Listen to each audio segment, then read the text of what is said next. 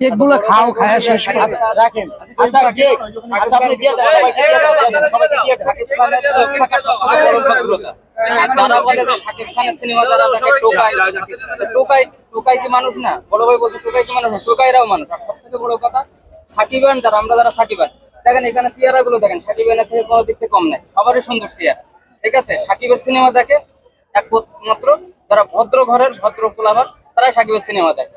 আর বিশেষ করে সিনেমা অডিটোরিয়ামে আমি অনেকগুলো সিনেমা দেখছি সাকিবের, একটা সিনেমা আমি মিস করি না। এই বরবাদ সিনেমা আমি 3 বার দেখছি, তারপরেও আজকে আসছি।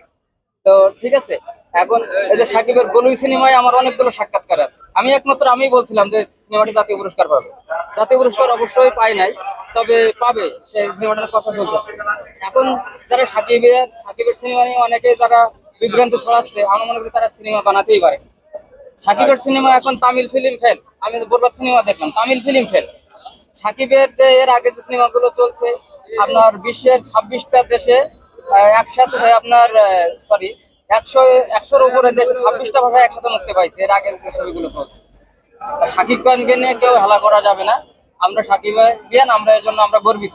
সাকিবের সিনেমা সবসময় সুপারহিট, আর সাকিবের জন্য আমরা সবাই দোয়া করি। আচ্ছা বড় ভাই কিছু বলেন। আচ্ছা এটা বলুন।